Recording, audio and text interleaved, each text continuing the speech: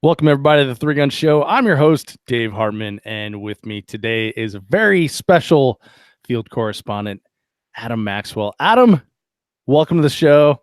There's a lot of confusion. I need you to unconfuse it. Okay, man. Well, we're live, so we're gonna do it. We're gonna do it. Another match recon adventure. Quick question. Yeah. So you got your new house. I do. Have you started raising cattle yet? No, because I have a very small lot. Oh, I don't even let Tater, our dog, I don't even let him poop on the lawn because I'm trying to get the grass to grow. So where does he? I don't want to know. But so long story short, I'm in a neighborhood. Basically, I'm in a neighborhood that they're developing. So I bought a house that was constructed. The house on the right of me is just finished, not sold yet. The house on the right of the other side is under construction, and then there's undeveloped lots behind me. So I don't trespass on other people's lawns. It's just nobody cares, so I let them go over there. I was asking because the beard's getting longer, so I was wondering if we're starting to see Farmer Amax come out here. Rachel doesn't let me cut it, so what doesn't let you cut it? Oh my god, that she starts never a conversation that we don't have time to get into right now. Exactly. But I'm about ready. I'm gonna do some trim action. Just haven't decided yet what we're gonna do, but it's time. Can I recommend mutton chops and a goatee? Maybe a Fu Manchu? I mean, you can. It's not going to happen, but why not? It's not what I do. What if we let the patrons vote on it? Yeah, let them vote on it. Let's get some ideas going. Let's start a conversation. We'll start a national conversation. So what do you want to see? Do you want to see out of Amex? You want to see mutton chops and Fu Manchu? Want to see like some West Coast or East Coast choppers, like handlebar mustache, maybe like a Hulk Hogan. Mm-hmm.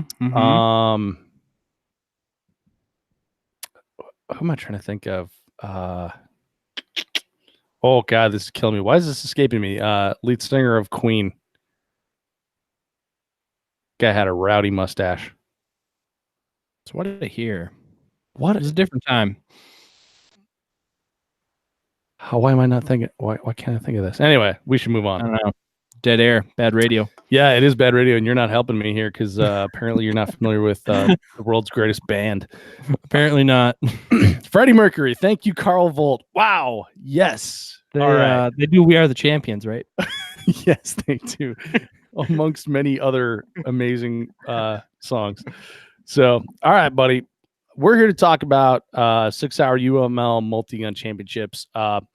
When you went out and shot this match, I did not realize there was two matches going on at the same time. So I was talking to Scott about doing a match recon, and I assumed y'all were at the same match because you were in the same place. But turns out, no. Can you explain that part of it?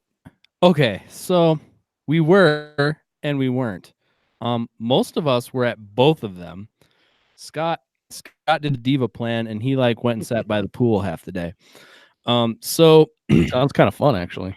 So if we were to get the backstory on this, Pete Renzing used to be match director for USPSA Multi-Gun Nationals.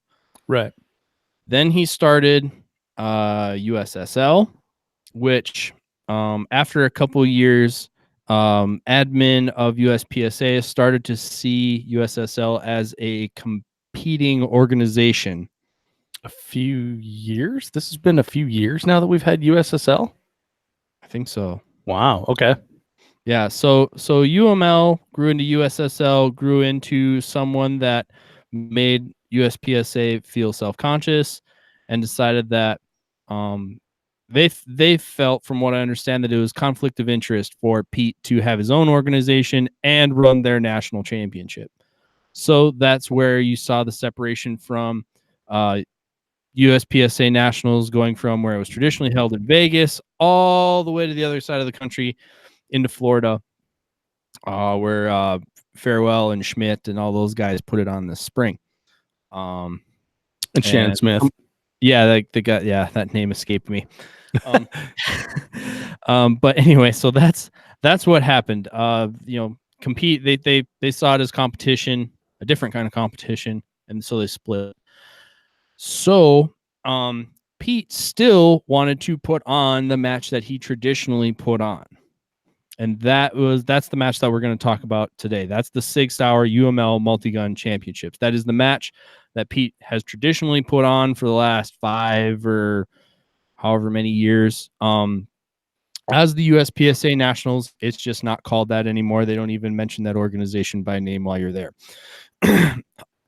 In addition, Pete had the idea. Well, I'm not sure if it was Pete's idea or not, but that group had the idea that, so now they have USSL, United Shooting Sports Leagues. Mm-hmm. Under the umbrella of United Shooting Sports Leagues, there are different leagues. There is the UML, which is what probably most people are familiar with. There is UPL, which is their version of an action pistol game. There's URL, which is a rifle only game. And then there's USL, which is a falling steel game. And that's meant to encompass shotgun in addition to any other like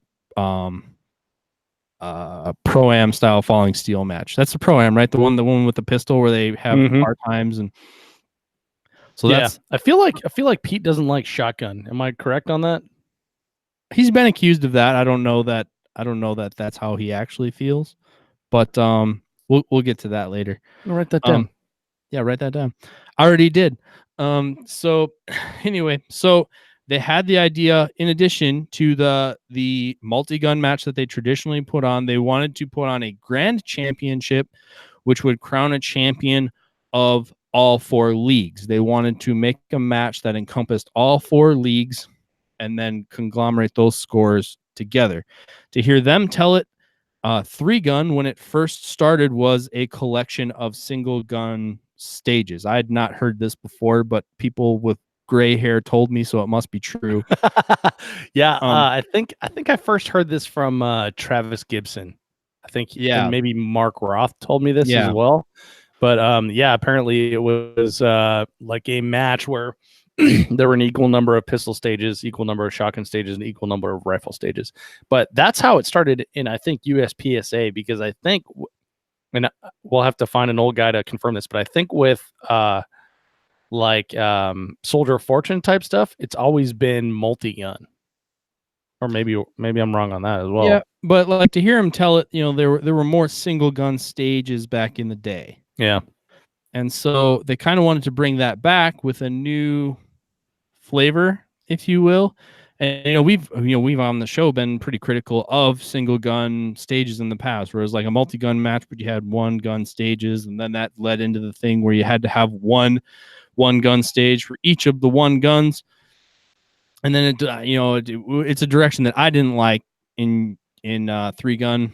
That's just me, Adam Maxwell's opinion of it. Right. Well, Carl Volt chimed in here and says IPSC still treats multi-gun with single gun stages, which I didn't know they ran multi-gun. So it's interesting to know. That is interesting. Thank you, Carl.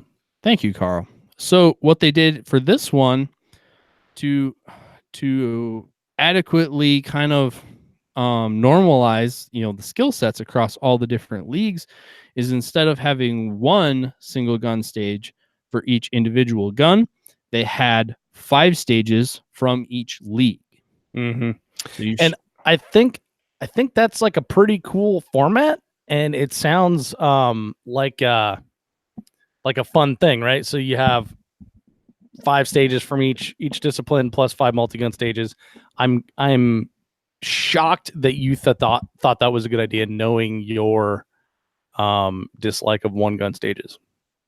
Yeah, but here, I think this is the first time it's been done well, because I like to shoot a lot, like probably certainly more than is healthy. Yeah, I haven't had my lead levels tested, but it's probably definitely detrimental to my health. But I can go to a match, and like you can, depending where you go in the country, like you can go to a match, and like on the last day of the match, you can kind of just have this realization, like, man, I didn't shoot X very much.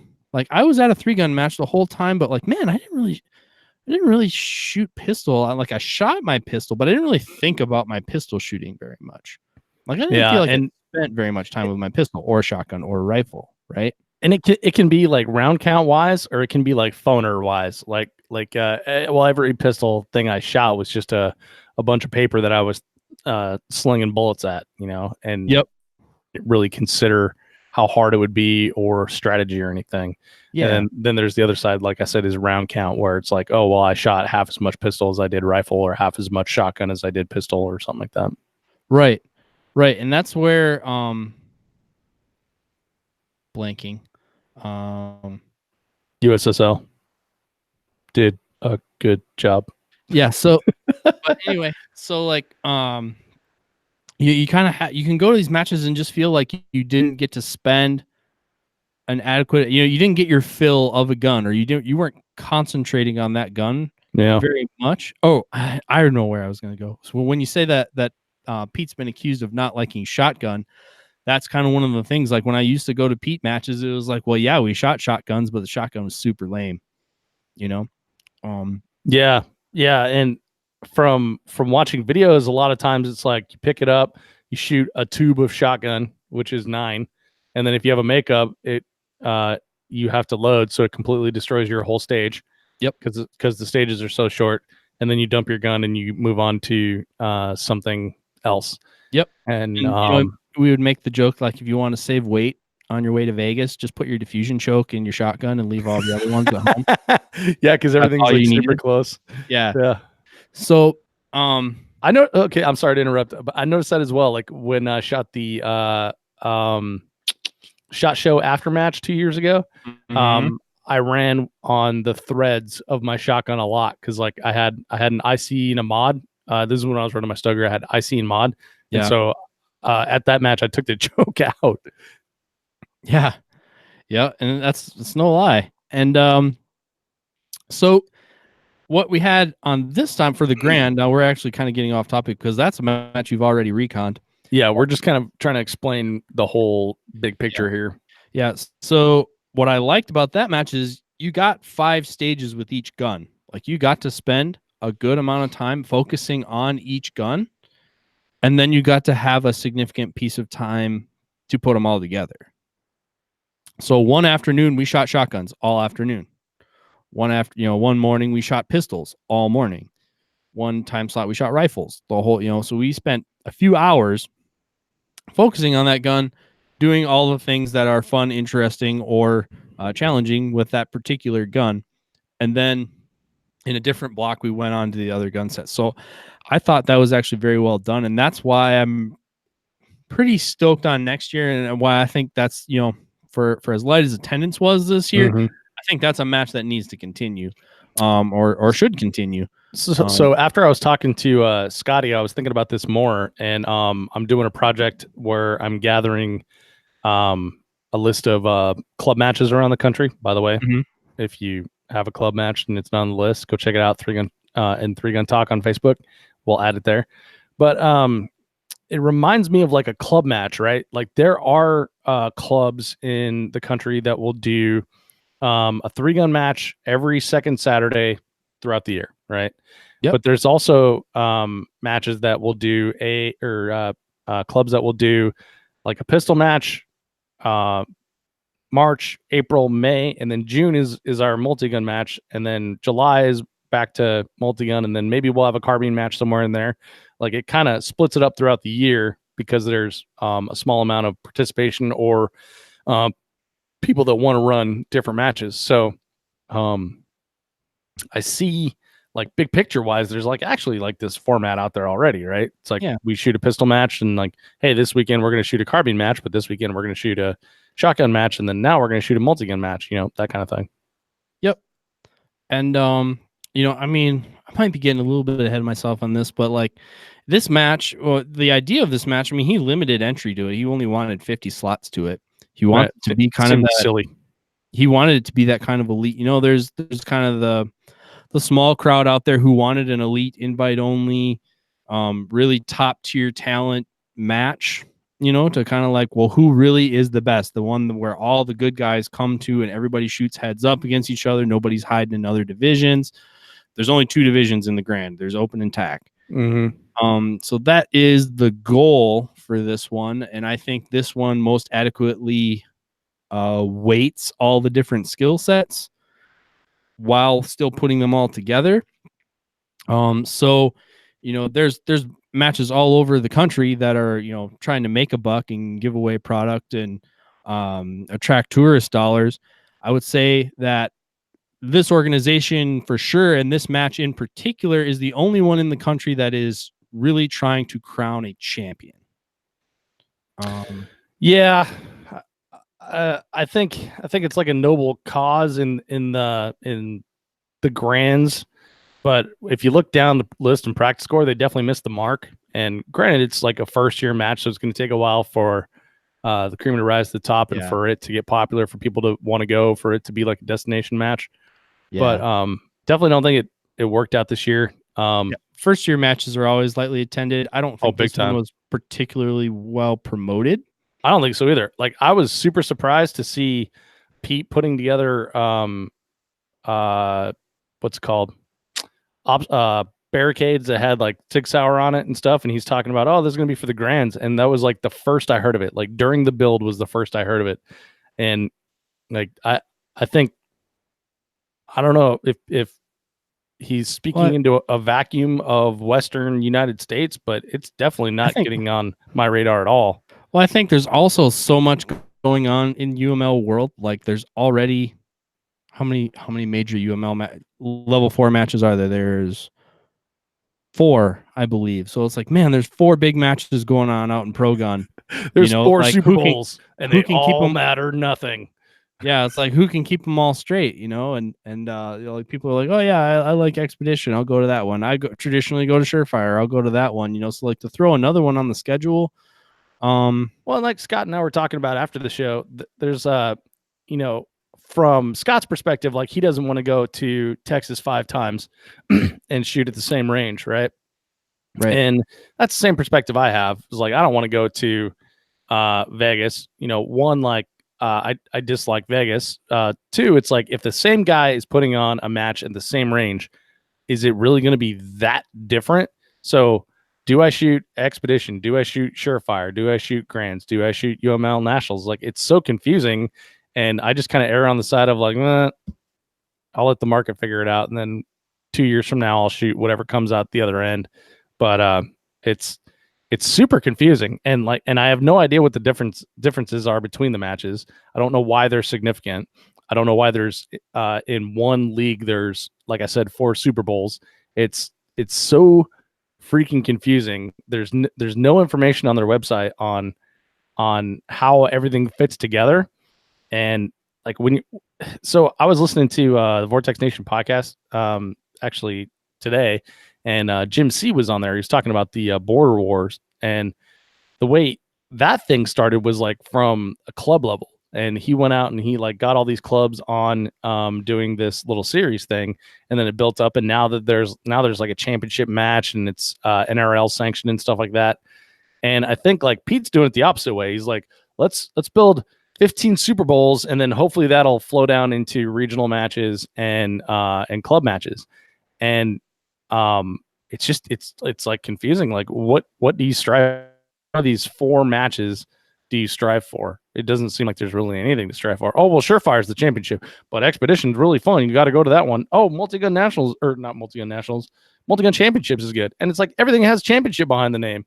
So which one's the championship? Just like every match in the country. Oh, absolutely. Yeah. Well, I mean, and that's like been a minor criticism as well, because like, everybody wants to have their championship. You got the Colorado Championship, Generation 3-Gun Championship, Texas 3-Gun Championship, Vortex Shooter Source 3-Gun Championship. Like, everything's a championship, so nothing's a championship. It's like, when everyone's special, no one's special.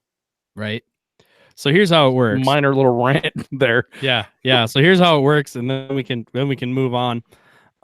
So in the level of USSL matches, there's 4 levels. It's level 1, club matches, self-explanatory. Level 2 is a state match or state championship within each state. The only one I know of is Cedar Valley. Well, there's Wisconsin State Championship too. Ah, okay, cool. Or you talk about Colorado, that would be one if they wanted to be affiliated. They're not. Yeah, I'm trying to figure out like where they are. right. So So Wisconsin is Cedar Valley. I don't know how many there are. But just to explain them. Oh, okay. Thank you. Level two is a state championship. Level 3 is a district championship. In the upper Midwest, that's the Jeff Kirkwald Memorial match. Mainly because of how dibs works. I just called it. That was the only thing going on up here. So the District 9 UML championship is the Jeff Kirkwald match. So Wisconsin is a state championship. Kirkwald is a level 3 championship because it's a regional championship. Level 4 is a national level match once a year, one time, traditionally held, what we would traditionally call a major match. I think we need to move away from that term in the community, but so there's 4 national championships. Yes. So he does. Yes. So on the level 4 tier in the UML, there is Expedition Multi-Gun. That is the championship for the Expedition rule set. So the short penalties, the fast version of the rules, because there's Expedition scoring and there's traditional scoring. A match director can pick either one. Again, trying to put all of the matches together under one rule set. So to make everybody happy, there's 2 different versions of the scores. One's Expedition, one's traditional. Expedition Multi-Gun is the Expedition scoring championship. Traditional Nationals, which is going to happen this year. They're still working out the details on it, but Traditional Nationals is conversely the championship of the traditional scoring system. So that is the championship that's held under the traditional rules. The USPS that one's in Cawthorn Cartridge Club in Texas, Navasota, yes. Right? Yes, that's where it was this year. Last year, that's where I'm understanding it's going to be again this year. They're still finalizing details, so Pete doesn't want to announce it yet. But if you were there last year and you want to go again, it's going to happen again on the same weekend. They're just ironing out the details, from what I understand. So there's traditional nationals. And then there also was USPSA nationals in the past. Now, we already talked about why it's not USPSA nationals, but that same match exists under their umbrella. Then the intention of the Surefire World Multi-Gun Championship is to put all 3 of those styles of match together. So in a 15-stage match, there's 5 stages Expedition, there's 5 stages traditional, there's 5 stages USPSA. Conceptually, that's how it works. Much like the way the Grand was trying to put together all the different leagues into one championship, the Surefire World Championship is putting together the 3 major styles. If anything, it would be less confusing if you just made it a level 5 match. Then it would make a nice pyramid. See, but that conceptually, that's how it works, and that's the most simple way I can explain it without using a bunch of jargon like Pete does. Well, that's the most clear way I've ever heard it explained. So thank you for that, Adam. But I worry that UML, USSL is trying to be all things to all people, and it's going to end up pleasing no one, and it's going to go away because it is so fucking confusing trying to figure all that stuff out. And like how I mean, I'm like at a loss. Like not again, like we said, like not everything needs to be a championship. It's so confusing to work through all that. I just don't even get it, and that's not even including like the classifier system. It's like insane. And Jeremy Krolak jumped in the chat and he says, 1, I hope AMAX isn't going to announce his changing focus. And then 2, he says, I appreciate what Pete is trying to do, but it seems like UML only cares about the western half of the country. I would say, like, I think you're right. It does appear that way, but that's probably not what's happening. I think what's happening is... Thank you for teeing that one up for me, because Pete has said, we'll say in as many words, he wants to travel. He wants to spread them all over the country. He's just in the process of developing other ranges, other venues that want to be a part of it. Cawthorne Cartridge Club being a prime example. Yeah. As soon as he has someplace to go with Trad Natties, boom, that's where it went.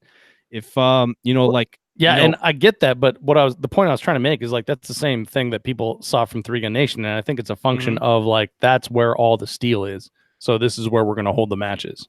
A little bit, but like, I mean, how many of us wish, especially those of us who were at the Nationals in Tulsa, how many of us wish that Brian Corey would plug that range back in and put a match there? Well, man, that would be a great venue for Expedition multi-gun.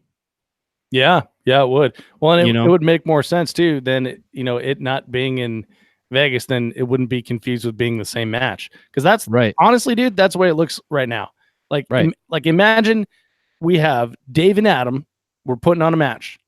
Every single time we put it on that match, it's going to be at Triple C in Texas. Mm-hmm.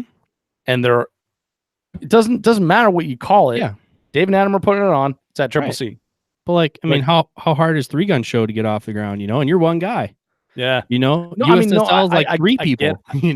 Totally get it. Totally get it. But yeah, what I'm saying is like, stop holding so many damn major matches. And focus on like the grassroots part, like what Jeremy's talking about. But to say UML doesn't care about the eastern half of the US, that is not correct. Yeah, that is not correct. They just haven't, they haven't sprouted roots that far east yet. Yeah, it's like it's like spreading a virus, right? Yeah. you got it. Much like Three Gun Nation. Three Gun Nation was accused of not caring about the West. It's like, well, they're based in the East. Yeah, I just said that. But again, it's like that's where the steel is. But it's also where can you drive, right? So in the East Coast, Three Gun Nation could drive to several ranges and spread the apple seeds of Three Gun Nation, right? So that's why there was so much Three Gun Nation in the East Coast. And I've talked to people. They're like, well, I've heard there's no Three Gun out west. I'm like, are you retarded? Like, I've heard there's no Three Gun in Texas. Yeah, I've heard that too. And it's hilarious because there's no Three Gun Nation in Texas. So people think like, oh, well, there's no Three Gun in Texas. It's kind of weird. Yep. But yeah, so I think Jeremy, to answer your question, I think it's like a function of like how fast you can travel and how much you can spread the gospel, right? Right. And I hope it does. That's why I really want to get behind. That's why we're having a regional. That's why we're having a regional championship up here. That's why we're trying to have a state match up here. We're trying to spread it because the system is good. It's just a matter of getting the infrastructure in place, which is the hard part. I think the big picture is good. I think doing it top down is really weird. I think having so many stinking championships, not enough regionals, because like I think it's a function of like everyone wants to be a championship, but not everyone wants to be a regional, and because Pete's more of like a let's get everyone involved instead of put his foot down and say, no, you're going to be a regional. Everything ends up being a championship, and then nothing's a championship. So I don't know. I really want to get behind UML. It's super confusing. I have no idea. I mean, I've exhausted most of what I know about that part of it. At least I know that now Pete I could draw a picture wherever he's welcome. He wants to include people, and he gets pushback. It's saying like it's like saying like well, Vortex doesn't have a big footprint in name a state. Well, they would want to be there. The point is to sell product. Like Pete is trying to sell butts in seats. It's not like he's saying he doesn't want to be there. So it's just the infancy of a business. I understand that. Oh, yeah. But what I'm saying is like there's so much going on with USSL. It's confusing as shit. Yeah. And until you just said what you said right there, like I couldn't figure out like how the hierarchy of matches worked. And I know someone's tried to explain it to me before, but I mean, I like them all. So like, I want them all to live, but like, I mean, if you would have like taken away all the particulars and just like try to draw it on a napkin, it's like, okay, so we're going to start an organization. We're going to have 4 championships at the same location and be like, well, no, Maybe that's not a hot idea, but nobody would say that was a good idea. But I shot all the matches and they were all fun. So I mean, I get that. So that's here's where my I'm at. thing. Like, when we talk about like these being travel dollars and entertainment dollars, right? And Yep. eventually we will get to the UML match recon. But when we talk about travel dollars and entertainment dollars, for me, they're also promotional dollars, right? So how far can Dave stretch the budget for covering the biggest part of the United States? And I get heat a lot of times for not covering this area, that area, and stuff like that. And I totally get it. Like I just financially can't do it. I'm trying, but I financially can't do it. But when 7 matches are in at Pro Gun Club, I'm gonna pick one, and Red October moved from SUPs in Utah to Pro Gun Club. It's like shit. Well, since I was gonna go to Wyoming, I just took Surefire off my list. It's like, nope, Pete matches in Wyoming. That's a USSL match. It's a UML match. It's a Pete match. That's my Pete match. And so I took Surefire. Don't ask me where Wyoming fits in the mix because I can't explain that one. I think it's a late edition. So Scott talked me back into Surefire, but I don't want to go to the same range and shoot multiple matches, and that's a function of like what type of images am I going to bring back for the audience? What type of video am I going to bring back for the audience? And creating interesting content around it. Like I have all kinds of other considerations to think about that a lot of other people don't. But at the same time, why would you want to take 2 vacations to the exact same place when you could do a match in Wyoming, catch what the hell is it called? Yellowstone and Grand Tetons and Jackson Hole at the same time, or you can go to Vegas and then you can gamble at the same time. It's like those seem like 2 things, but when you have like 4 matches in the same area, and again, I get it. Like all the steel's there, all the people are there, the walls are there. That's your home range. You already have agreements. It's just like you're going to end up with 73 people at a match because there's not like, I don't know if it doesn't make sense unless it's within driving distance. And then that's what you're looking at for 73 people is like your local club supporters. And then your, excuse me, your dedicated people who are going to travel. And yep. I'm sorry this turned into like a completely shitting on USSL thing, but it's like that's the reality of it. And now you have the rest of the story. All right. Yeah. So how long was that? Was that 30 minutes? Yeah, it was 31 minutes. No, Jeremy. That's usually how long our preamble is. So I know. Jeremy, Red October is not a Pete match. Brian Nelson's running that one, but it's in the same place. So that makes me not want to go to Vegas twice. Also, I hate Vegas. Yeah. Anyway, so what we're really here to talk about. Well, hang on. Should we start over? Should we cap that one and let's put an end on that preamble, and then we'll talk about the UML championships. So, oh yeah, we'll just tie that one off and publish it somewhere else. All right. So that is the massive confusion behind USSL. Hopefully, AMAX has kind of talked through that a little bit, and we have a better understanding. I know I have a better understanding after hearing it, but I still have, some concerns, obviously, as we heard. But okay, stick with us, guys. Don't go anywhere. I'm just going to hit the stop button, and we're going to go do the UML Multi-Gun Championships. Reboot. All right, here we go. Welcome, everybody, to the 3 Gun Show. I'm your host, Dave Hartman, and with me today is Adam Maxwell. Adam, welcome back to the 3 Gun Show. It's been a long time since you've been on. Yeah, it's been like 10 seconds. Well, we are going to we just rebooted. We did a little bit of a talk about USSL and UML, and now we're going to do the match recon of the 6-hour UML Multi-Gun Championships. You went out and shot this match, Max. Let's talk about it here, buddy.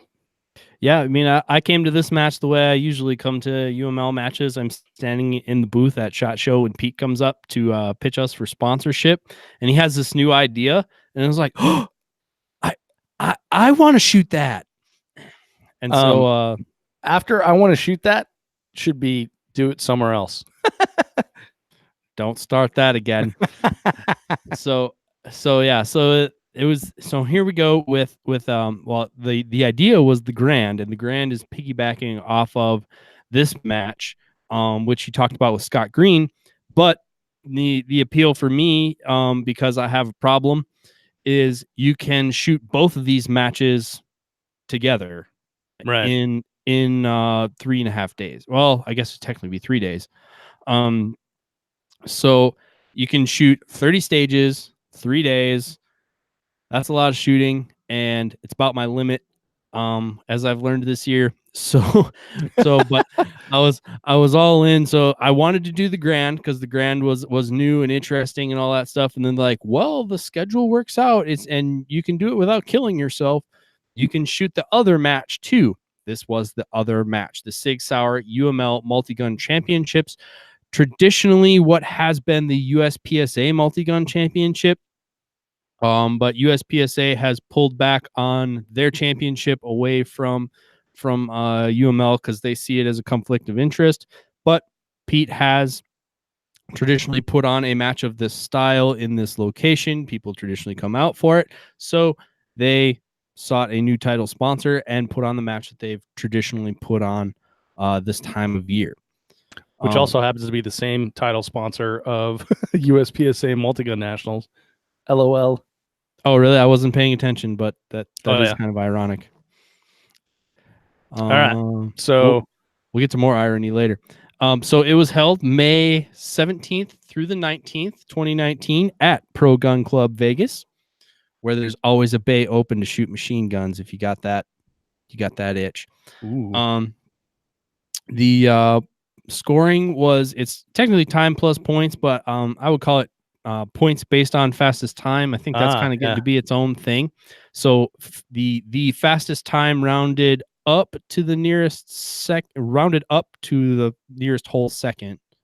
That's how many points a stage is worth, and then everybody gets the traditional percentage of that time. Right, and then that kind of artificially makes everything stack closer together.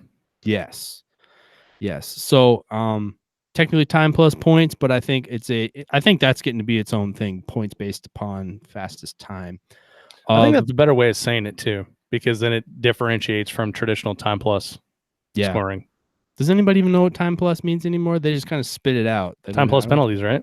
Yeah. What does that mean? Anyway, the rule set, UML EMG or Expedition Multi-Gun rules, which is the smaller penalty set of the two available in UML.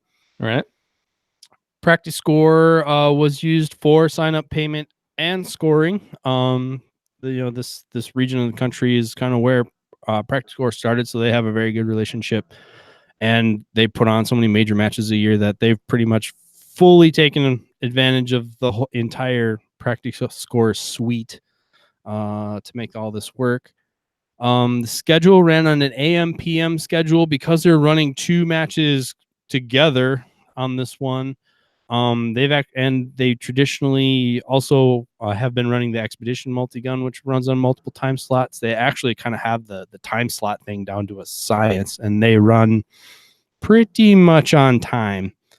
But there's AM PM as far as scheduling goes, and then that's how they enable you or empower you to shoot more than one division or more than one match at the same event. Match fee was $350. I did put it in there somehow. The Google machine, like, I see it on my end. Oh, all right. Well, $350 for this match. Kind of the upper tier of what you're going to pay for a major match these days. That's like the highest you're going to pay for a major match. I can't think of another one that's higher than that. I haven't heard of one off the top of my head that's I want to say Grands was $350 as well. Like, you got a discount if you shot both of them. It would have been like what, $500 or something like that. Yeah, it's something like that. But number of shooters is a lot of money. It is a lot of money. But this match has most of the elements that I would say need to be there to charge $350. I think there's some matches that charge $350 that aren't worth $350. Yeah, there's But- also matches that charge $250 that aren't worth $250. That's correct. But that's a whole nother episode we could do. Okay, write that down. Put that on the list. Jeremy, write that down. Have one of your clients write that down. Number of shooters at the match. This match, first year match. Well, not a first year match, but it was a new concept. The namesake of the traditional match that this is filling in for went to a different location, and the people went there because they wanted to qualify for World Shoot. So I believe, what was it? You said 74, right? Looks like 73 is what you have down here. 73 is what I counted. But it was pretty light attendance at this match. I think there's just a lot going on in May. I think there's 3 other major matches going on in May, and the NRA World or the NRA annual meeting. So a lot of people who have to go to NRA kind of use up their get out of jail card for May to do that. So I think that weighed in on it a little bit too, kind of like Shooter Source too. Like a lot of people didn't come to Shooter Source, but it was the weekend after NRA. Yeah, So I think they were plagued with that a little bit too. And then we're gonna get down into the divisions. So this had like every division ever thought of known to man in 3-gun, except heavy. Oh, it doesn't have heavy. That's funny. Yeah. You know what's crazy? 4 people in 2-gun division, but not enough people to shoot heavy. Right? Ha! Interesting. All those people who said they would come out to a match if they just did 2-gun. Yeah. You can get more heavy shooters in one place to drink beer than you can 2-gun shooters. I'll tell you what, if you're going to buy beer for everyone in a division, heavy or 2-gun would be it, man. Yeah, that, and you could even buy the good stuff and still be money ahead. So in 2-gun, my sheet's not working out. I'm sorry. Okay. 2-gun. So in this, like, I recognize, these kind of seem like new names to me, but it might be more because we're looking at Western. But at the Wyoming match last year, 2-gun was like a place to go and hide and hunt a trophy. And I saw people switching from TAC Ops to 2-gun right before the match last year. I guess I didn't notice that, but I wasn't paying attention. Yeah, 3 people told me that they were going to do it, so that's the only reason I know. That kind of thing doesn't surprise me. It dismays me, but it doesn't surprise me. Yeah, I'm not a fan of it. No, and I will judge you. Yeah, I might call out your name on the show. Yeah. Just kidding. Like you could say you're shifting focus, but you're still hiding.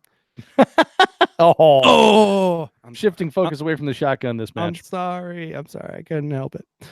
So anyway, Glenn Wong won 2-gun, followed up by Bart Del Rio. Glenn Wong, TPC shooter. I would expect him in 2-gun because he teaches a lot of pistol. So congratulations, Glenn. Yep. Bart Del Rio in 2nd and Trenton Puckett in 3rd. Nice. And then I believe the next one down is 2x4 TAC. No, we got limited. Don't skip limited, baby. I have a really small window right now, so I'm trying to go back. Do you want me to lead you into it then? Yeah. I'll do limited. So I've got limited. We've got 5 shooters. Number 1, 3-gun show patron, Mike Bauer. Mike Bauer. Good job, Mike Bauer. And then number 2, Benny Cooley. Yeah. A mainstay of the the Western 3-gun community. When Keith Garcia needs training, he goes to Benny Cooley. No joke. Oh, does he? Yeah. Oh, man. Fun fact. 3rd place, JB Perrier of the Perrier Water Company. Man. Good for him. That's where all that ammo money comes from. And or her. Yep. So 2x4 TAC. We got 8 shooters there. Yep. Brandon Chin with the win. Well done. Then Chris Pebley and Jaleese Williams in 3rd. Oh, sorry, I wasn't laughing at Jaleese. Congratulations. I feel like you're laughing at me. No, I'm laughing at the chat. Carl Volt says, 2-gunners of the world, unite! Okay, so we're both here? Good. Way to put it very succinctly. Well done, Carl. All right. Now where champions play, we got the open division where the heat is. Got Cody Leaper in his rookie season in open. 11 people in this match, by the way, or in this division. Yes. The division that is notably missing Scott Green because he was taking a nap during this time. But we didn't judge him. I could tell. Not to his face. Not to his face, anyway. All right. So first place, Cody Leaper. Congratulations, Cody Leaper. Yep. Josh Freilich coming in the runner-up position. And then Mike Whitesides landing in third, edging me out in fourth. Ooh, you get the Quattro. I was kind of sad, Panda, about that. Were you really? I was hoping to do better. Not. I wasn't sad that Mike beat me. I was sad that I was fourth. But if you could pick, this is life. One of those three people to have a catastrophic firearm malfunction that would have put you into third place, who would it be? I know, that's a tough question. That's not nice. That's very not nice. I know. We're not going on until you answer it, though. No, I'm just kidding. You don't have to answer it. All right. Well, that's kind of what happened to Shift Focus Josh Freilich. So did he have some gun problems? Safe play. He did. Oh, okay. He did. That sucks. It was hard to watch. Not really, but it hurt him more than it hurt me. All right, 2x4 open. Wasn't very nice either. 2x4 open. Brian Nelson picking up the win in 2x4 open. Tim Panic. Is that really? I feel like that's an awesome name, by the way. I think autocorrect might have got that one. I'm not familiar with Tim. I hope I didn't butcher somebody's name. I used to work with a guy named Todd Panic. Boom. And then Jeff Chaffin.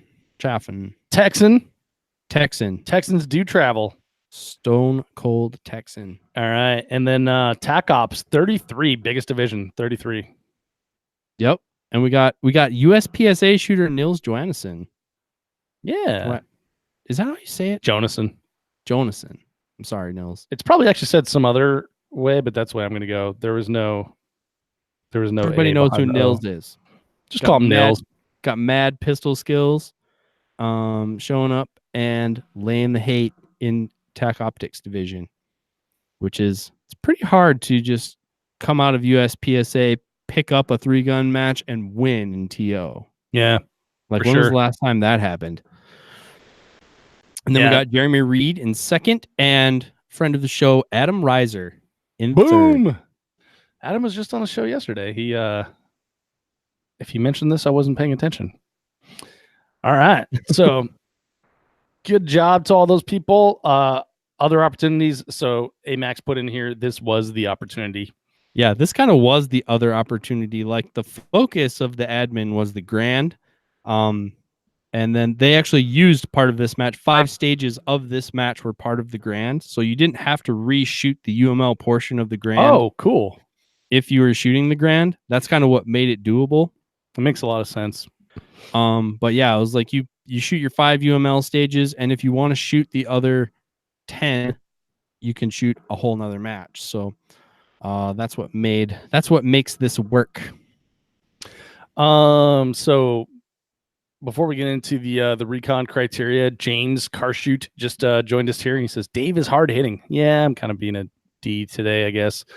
And he also says it was a tough live last night. You know, it was a tough live last night. I'm still reeling from that. Also, I just went to Hayes Custom Guns before I got here, and I picked up something amazing that I'm really excited about that I can't tell you guys about. Wait, what? Because it's not for me. What? You can't tease that. You might have saw it because Vogel sent it to me. So, oh man, that's gonna be terrible radio if I try to figure that out. I know. I'll put a picture of it in the Facebook group because so it's actually a gift from my dad, and he is on YouTube, but he's not on Facebook. So I'll put a picture of it in the Facebook group. But I'm gonna be mad at you until I get over it later. All right. And then James also says, we do travel. It just takes us 16 hours to leave the state. That is a freaking fact, man. Texas has gravity, and it will not allow you to get out. You have to reach escape velocity. Y'all need some helicopters, okay? Yep. And then James, write that down. We should get a helicopter. And then Carl also says Dave is picking up IDPA revolver. Not IDPA, but I would shoot revolver. I've always wanted to shoot revolver in a match. So I do too. Almost picked up a 625 once upon a time. Is that the Jerry one? The Jerry one. Even though they changed the rules and it's not advantageous anymore, it was inspirational gun in history that kind of led to me sitting right here today. So, and I don't really have a revolver. I have a 22 revolver, but that doesn't count. I don't even have a 22 revolver. I kind of want to get a 22 revolver, but I don't have one. Conundrum. I know. Match flavor of this match. Traditionally, what has been the USPSA Nationals, which is pretty much a bay match. In the past, it was basically a two-gun match with a sprinkling of shotgun. What differentiates this one from the Expedition multi-gun match, which is also a bay match, the stages are longer. So whereas multi-gun or Expedition multi-gun, I think they're kind of targeting stage times in the top tier to be like 30-40 seconds. Top tier times at this match, more like 60-70 seconds. So they're running just a little bit longer. Some of the distances on the rifle, just a little bit longer. Not as shy about shotgun reloads, but still they're trying to keep the top 20%, from my perception, in that like 60 to 70 second range. Whereas an Expedition, they're trying to keep them down in the 30s. So you get a little bit longer run time on your bay match. Okay, I'm starting to get it now. Going on here. I think I'm starting to get it. All right, good. Starting to come out of your shell a little bit. What you just said right there. My TFT JKM t-shirt. All those acronyms. Man, that's a good t-shirt. It is a great t-shirt. This logo is sick. Thanks to Grunt Style for doing those for us. Yeah, absolutely. So yeah, what you said there just started to make sense. Like I'm sitting here thinking like, what's the point? They're all the same match. What's the deal? And what you just said starting to make sense. Like Expedition is shorter stages, fastest times in the 20s. And then USPSA. UML Nationals in the 60 seconds. But that's about double of what they were in the past at multi-gun nationals, right? I haven't shot multi-gun nationals in a long time because of the dynamics of that organization. Yeah. But I remember looking 2 years ago, and like Horner had like 3 minutes on the clock or something in the entire match, like 3.5 minutes. Yeah. And I was like, that sounds freaking terrible. Yeah. So like if we were to flirt with going back into our previous conversation, like if you were to ask me what the difference is between Surefire and Expedition, it's stage time. Like the stages at Surefire are bigger. Okay, well that makes sense. And longer. Same bay as they just put more out there. Yeah. Well, the other thing is like if you're just naming something after the sponsor, it's hard to get across like what the match is about. Yeah. And that's all our stuff, right? Then name it after 3 sponsors, and then still try to keep people on the same page. Well, and with the sponsor naming thing, since I am a marketer and a search engine optimizer for the website, it's absolutely terrible. Like unless someone's specifically searching for Nordic Vortex Trigun, Nordic Components Vortex Optics Trigun, then like putting that in your title like doesn't make any sense whatsoever. Like you would never do that. So it's I've been thinking a lot about that lately as I work to revamp the website. But anyway, that's a side topic. I think about it a lot too, but I can't really talk about it. Skills utilized. Maybe we should talk offline. Sure. Skills utilized. It's a peat match. So it's in a bay. There's a trail. You're gonna go down it. There's targets for more than one gun. Scattered about. So this, stop you right here. So this is another conversation that Scott and I had when he's like, no, all the matches are different. I'm like, well, how is it that every match Recon I see says, well, it's a peat match? Like that's literally what it says in every match flavor. It's like, oh, it's a peat match. And I'm borrowing Fred Ruiz's description there. He's like, all peat matches, it's trail. It's trail with targets. It's like you're gonna start in the back, you're gonna go to the front. Yeah, well, it's the same thing as like jungle runs, I guess, except we have trees. Exactly. But so what I mean by a Pete match, you got fast positional work with no surprises, with no big surprises. He has been listening to the show because we always said the thing about the diffusion choke. And I always brought my chokes every time because like if I say that enough, one of these times he's gonna be like, "Screw you guys, we're gonna put some really heavy target really far away." And he did this time. Not necessarily that way, but I used at least 3 different choke constrictions, and none of them were diffusion. So now Oh, I'm crazy. shooting a little bit tighter choke in the shorter Vepr. But like I was shooting light mod the whole time. I think I shot 1 IC for sure. But targets were just far enough away, like where it was advantageous to shoot a shotgun. The target was just far enough away where it was like you weren't shooting diffusion at it if you were smart. Mm-hmm. And so longer traditional shotgun guys, I'm guessing they were in the the IC light mod range. But before everybody had the dirty D in and was just hosing stuff. So he did listen there, and he made the shotgun stuff just a little bit more challenging without being a pain in the butt. And there were like some tight nose shoots and things like that too. Not annoyingly tight, but tight enough that you couldn't just hammer it.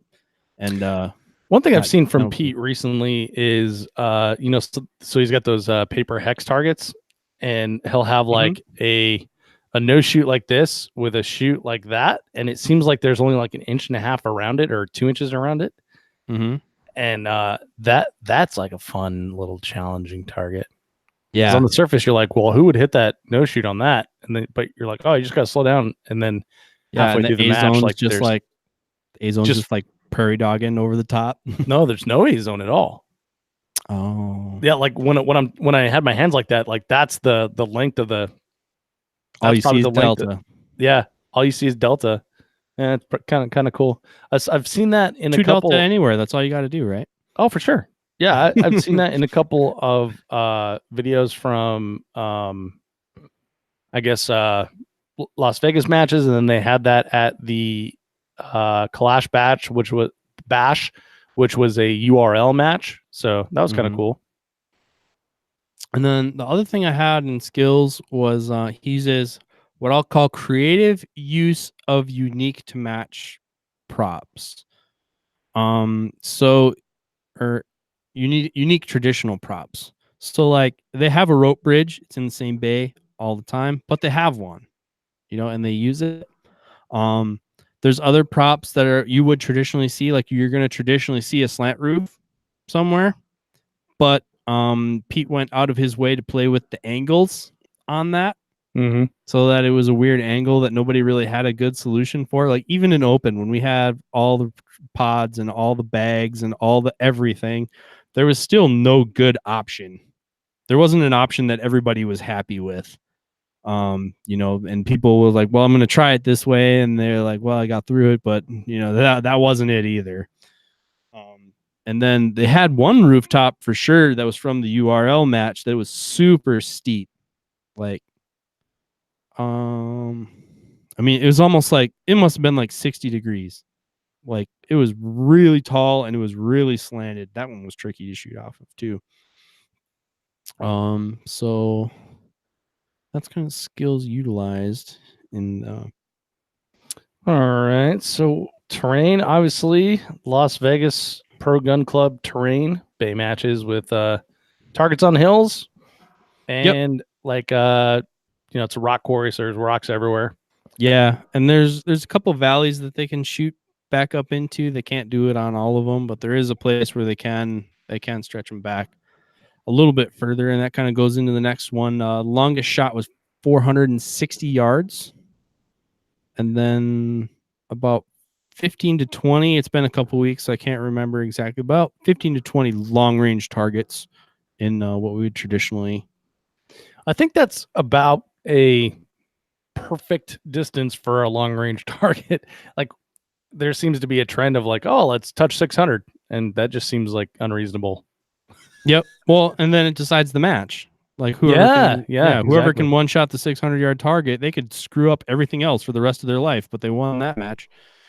You know, and kind of anecdotally, I used up all my long range. There was more long range than I was anticipating, so I burned up all my long range ammo in the grand match. So I shot this match with the 55 Theo Choi's. How'd that go?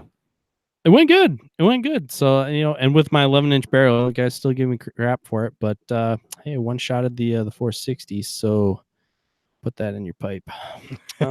Take that. All right. Logistics, check-in, scoring, etc. Check in. You go up to the creepy, weird building on the hill that they don't use for anything else ever for the rest of the weekend. But like that's the only time you go there. And then they have all the waivers on pads and all that stuff. So check-in's pretty straightforward. Scoring's pretty prompt for this match and for all the other matches. The practice score didn't have a good way to put the grand scores all together. So nobody really knew how anybody was doing in that. But for this match, it was pretty much like you're used to. As a block of stages was finished, they uploaded the practice score and all the nerds digested that. Yeah, it was hard to figure out from the grand match who the winner was. Like Scott had to go and do the math for the first, second, and third. But oh yeah, we were playing cornhole at waiting for him to come out, trying to figure it out too. Like nobody knew where anybody stood. Yeah, because they scored it as 4 different matches, and then they tried to combine them. I was trying to look on practice score to see like who all was there and who all or how they shot and everything, and you couldn't figure it out. So. Yeah, because like I knew I was fourth, fifth, 7th, 8th in the different chunks of it, but I didn't know what that was. I didn't know what that bought a guy. Yeah, it's a bummer. Until then, but hey, they keep the suspense going too. So, and then tables. That's one way to put it. Yeah. And then tables were traditionally how they've been done. They were split out by division, walked in order of finish, and the guns went really deep at this one. Not gonna lie. I mean, you're getting guns back 6th, 7th place in pretty small divisions. Remember from the quick stats. So pretty much everybody went home with something cool. If you didn't get a gun, you got an optic, or what was the other big ticket items? But like on our table, it was 6-hour pistols. It was a Glock pistol. There was an AR-10 receiver set, an AR-15 receiver, Viper binoculars, D60. Magpul was a big sponsor, so yeah, that was the other one. There was lots of Magpul like D60s and stuff like that. So I mean, the prize table went pretty deep. For what I would traditionally call the good stuff. For all you guys out there who are always worried about getting gun oils, like I think everybody got a pretty good prize at this one for such a lightly attended match. All right, how was the pre-communication? Pre-com's good. I mean they do enough major matches a year. They kind of have a pretty good system going down. I'm guilty of just hitting the big old delete button on those when they come through because they're kind of redundant and they're always like telling me I haven't paid, and I was like, yeah, I know. But last time, if we go back, I don't know, did we do recon on expedition? I think we did, didn't you? You had something you didn't bring or forgot or something, right? We showed up to registration when we traditionally would, like Thursday afternoon, and they're like, you guys are late. You're supposed to start shooting in an hour. We're like, what? So so this time looked a little bit closer, changed my flight 48 hours before I went to the match to get there on time. But their pre-com is good, albeit wordy, so they kind of get into that like ignore pile, but everything you need wordy. does come out. I don't know, uses a lot of extra words. I don't know if it's Peter Dottie, but I think that's a military thing. Yeah. Instead of like go over there, it's like We won't get into that. Mm-hmm. All right. So how was the staff? Staff was great. I think we well, I've been on record before being pretty critical, and I think this is going back 2 years already now. But like we were pretty critical of the staff 2 surefires ago. And they earned it. I did want to go on record that I believe they heard me on that one, and the staff has changed. So the staff changes that needed to be made, the kind of USPSA old guard type stuff, that's been addressed. They did a good job. Pete's got a good crew. They treat everybody right. They make sure everybody knows where they need to go. They don't yell at people too much unless they're being ding dongs. Staff is great. There was a new range master this time from the one they traditionally use, and I highly, highly, highly recommend, and I really, really, really hope that Pete uses this one again instead of the one he usually uses. And that's all I have to say about that. All right. Because this guy did a much, much better job. Fun factor, I mean, I like Pete's matches. I mean, obviously, I go there 3 to 4 times a year to shoot all of his matches. So I really like his matches because they're simple enough to be fast and they're technical enough to be tricky. He still gets me my failure to engage that I get every match, somewhere along the line. That is the bane of my existence. My 2020 goal is no FTEs. We'll see how that goes for me. Yeah. But good goal. Yeah. But so they're that balance that I like, because I like gun racing, so that's what we're here for. But they're technical enough to be interesting that you do have to put some thought into them and have some kind of plan. And there's more than one plan that will get you from point A to point B. So I like them. They're fun. They're fun on their own. It was fun that this was run in conjunction with the grand match. So I liked the grand match concept, and then I got to pick this one up too.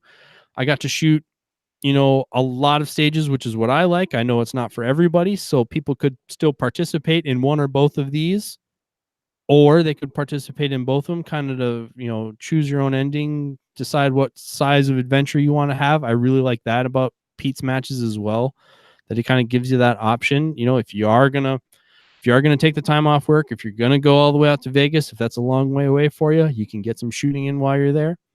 Because that's what I showed up for, Yeah, that's a good point.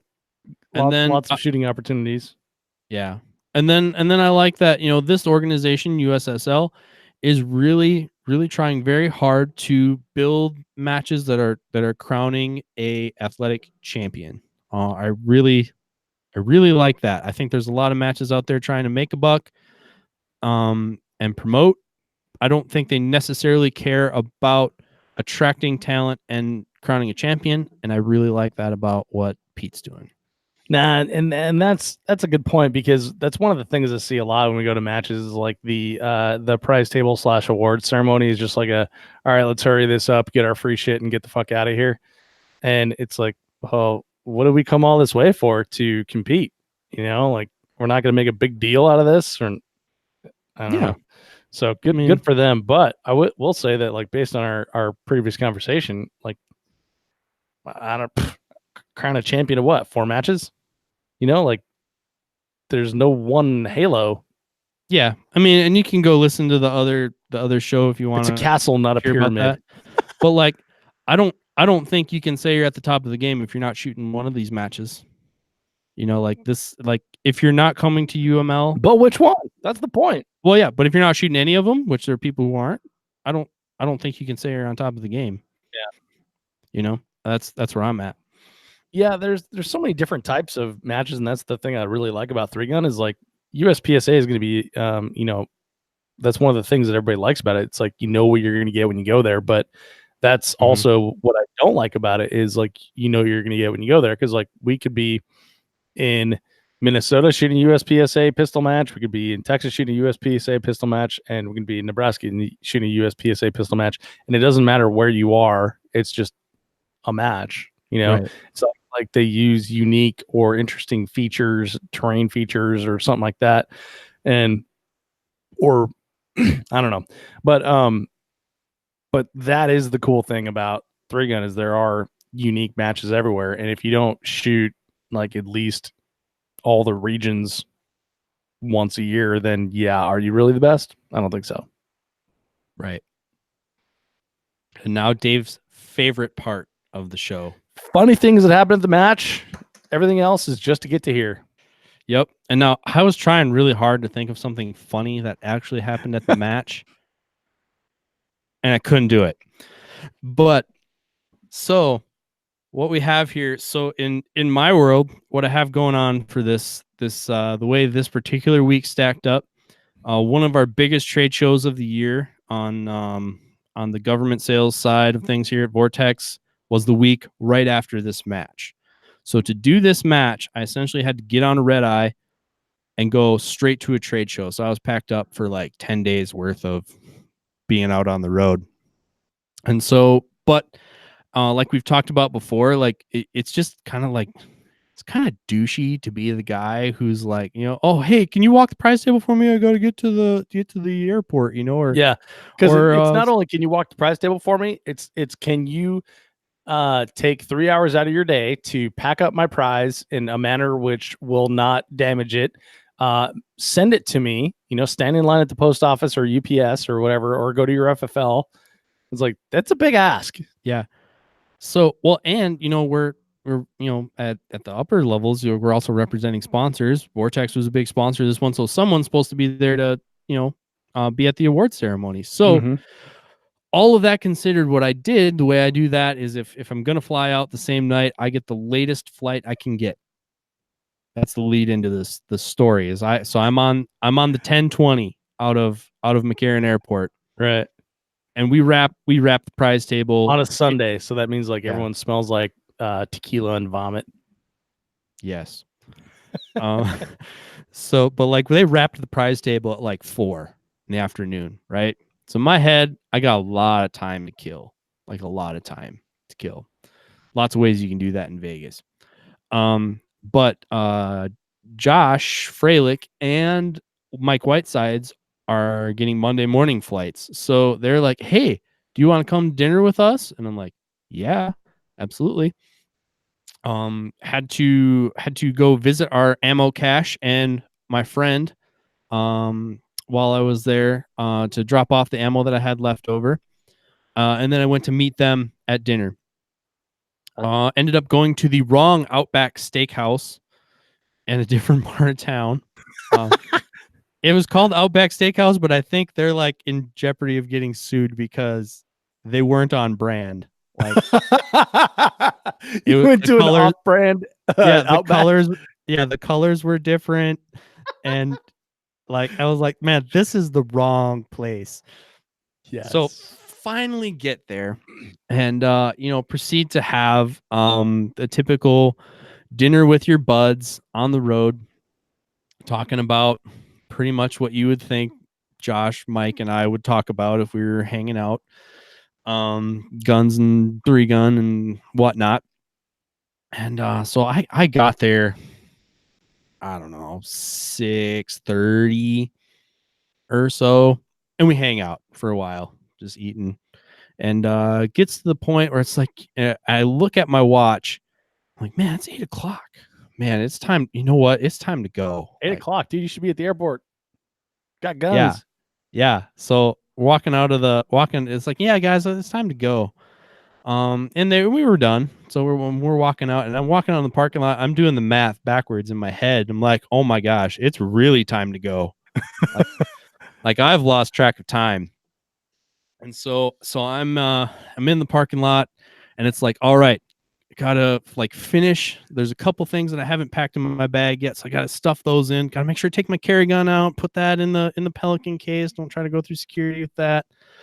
And getting ready, and it's like, and my rental car is out of gas, and I'm getting in there. I'm like, man, I don't have time to fill up my rental car. Man, it's time to go. It's time to go, because at McCarran, you have to go on the shuttle bus from the rental car place to to the terminal. So I'm yeah, like, man, and then there's like a train too, right? yeah, like I don't have time for gas. Dude, your host. So I'm starting to white knuckle like a little bit, like I'm getting wound up, like the launch sequence has initiated. And so I get there, pull in, and I pull up, and of course people are driving slow in the ramp, and I'm trying to like Tokyo drift that ish. And Tokyo Drift. and so I get in there, pull up, a guy comes up, tries to scan my rental car. Not working. It's like, oh, sorry, you have to go talk to the lady at the counter. I'm like, seriously? He's like, yeah, yep, sorry. It's like, okay. Well, of course, lady at the counter on a Sunday night is talking to someone else who is in no hurry to go anywhere. I don't know why he's at the airport because he's clearly not traveling, but decided to rent a car. So you had to wait for that guy to finish up. And then like, it was like, it could have taken 10 seconds and it was still felt like an hour, but like they did the thing to check in my car, and I'm like, I'm in a hurry, like whatever you got to do, just do it. Like I got to go. And okay, you're good to go. And I took off and I got on the bus, and I ran up to the bus just as they were finishing filling one of those buses, which was a win, right? Because if you didn't get on that bus, you have to wait till they get enough people to fill another bus. Yeah, totally. Now, I was the second to last person on this bus. The last person on this bus was new dad guy. Oh, new God. Dad, yeah, new dad guy has a cute baby in a stroller he doesn't know how to fold up. Okay? And of course, once he gets it folded up, everybody has to see the cute, the cute baby. Get on the bus. It's like, yeah, your baby's cute. Sit down.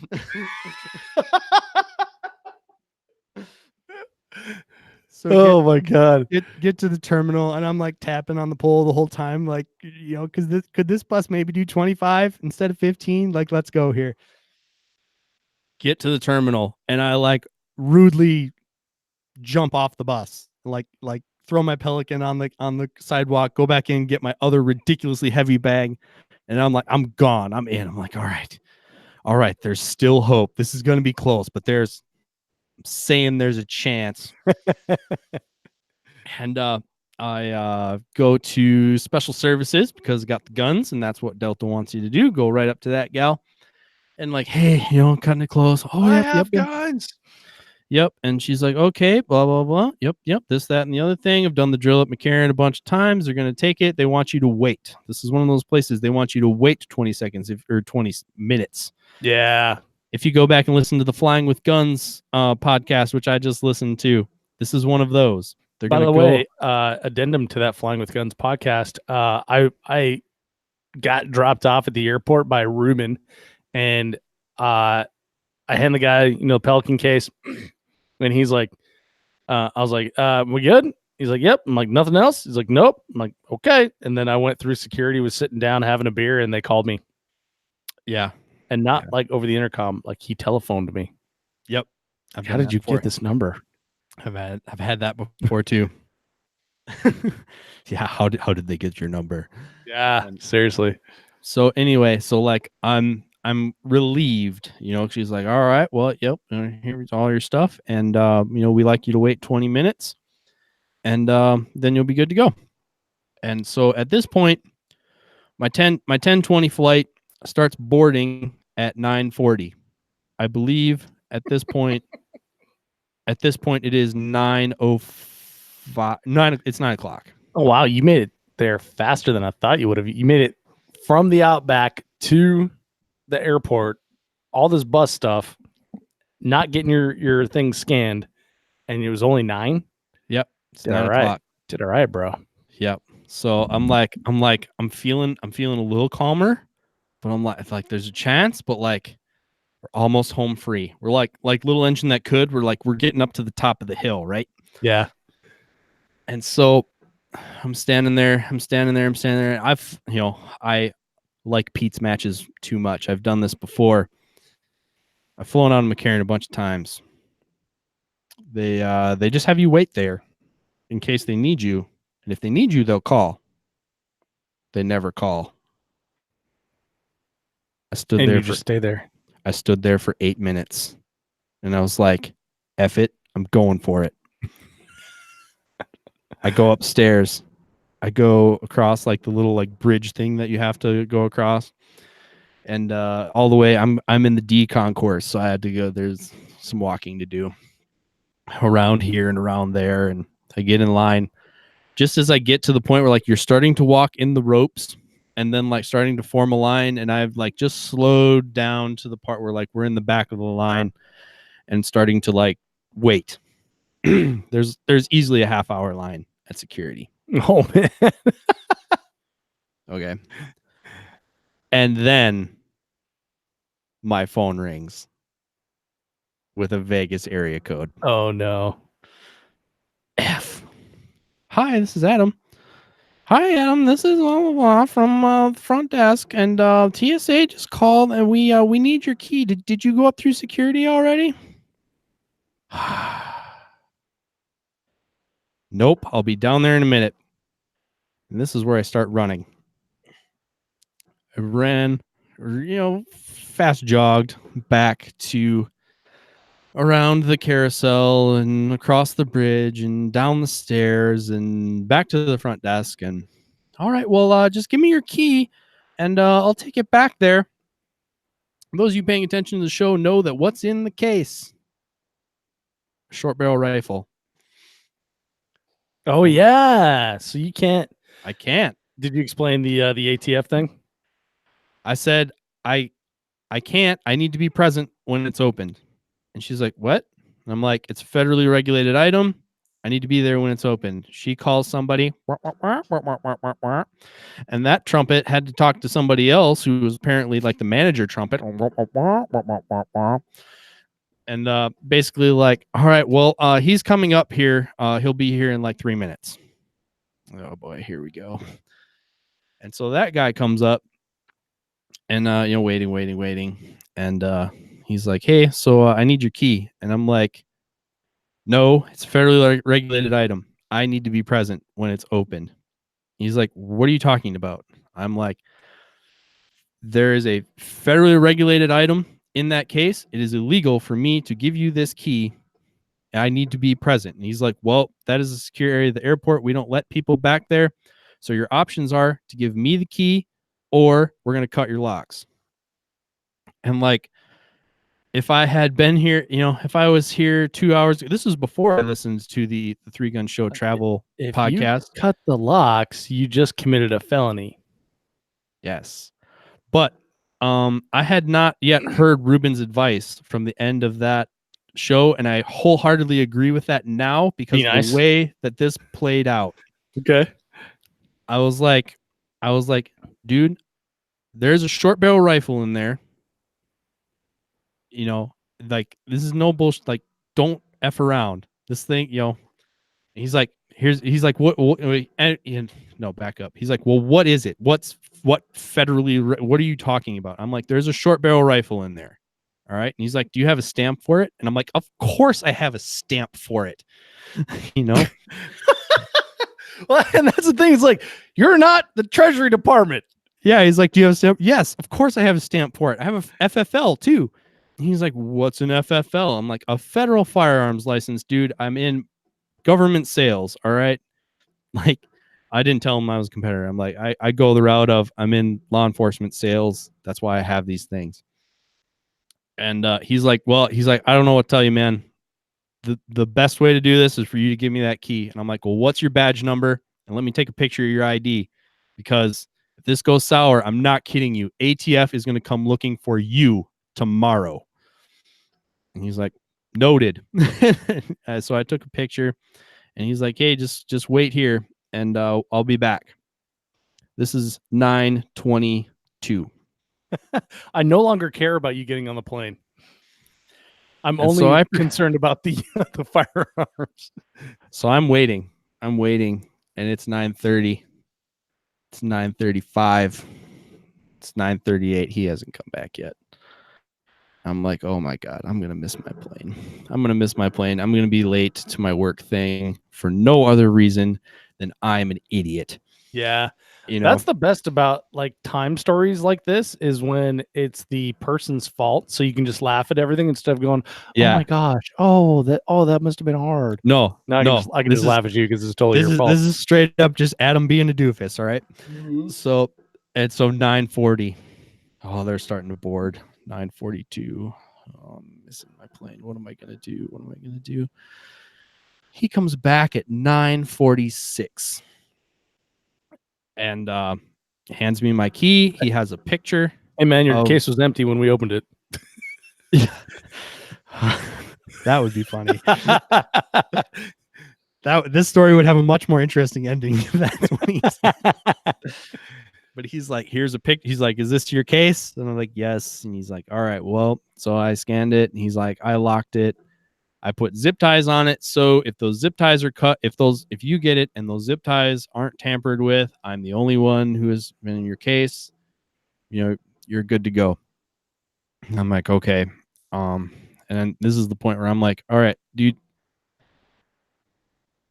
I know you are under no obligation to help me, but my plane started boarding 5 minutes ago.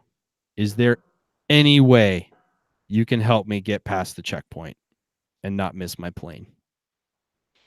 And he's like, well, what gate are you at? I show him my ticket. And he's like, you're in luck because I'm the supervisor of that checkpoint normally. And I just happen to be down here today because they're shorthanded, but those are my people up there. So he says, if you go up there, turn right here, turn left there. That's the employee line and wheelchair line to get through the checkpoint. He's like, you have a picture of my ID. If you show the guy there that picture and tell him I said it was okay, there won't be a line there. He'll let you through. Crazy. And I was like, thank you very much. Sorry, I was a dick earlier. And so at this point in my life, I thought that Mission Impossible was a fictitious movie. But it's not. It's real because people really can run like Ethan Hunt. I start like crowd surfing through the airport, running around like I'm weaving in and out of families and like collections of Asian people and strollers. Gangway! Like jumping over stuff. Like I'm booking. Like, I mean, I train at the gym for 3-gun, but no, really what I was training for was this moment. For the airport. Yeah. I'm running as hard as I can. I get to that checkpoint and I show the dude the picture and I'm like, hey, I needed some extra scanning. This guy said it was okay if I came to this line to get through.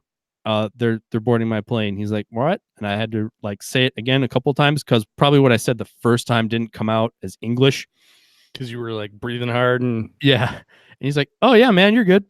And so I get through there and then like take off my, so like it's kind of like in the movie, like when they have to slow down, like because they're in the mall. They have to like they like awkwardly look at each other, like I see you, you see me, and then so I get like through the machine and whatnot, and put my shoes back on, and then it's okay to run again. And so I ran. I squeezed into the transport train like it ripped my backpack when I squeezed through there, and like then like was like tapping on the door waiting for the train to get to the other end, and I like pried the doors open and ran through.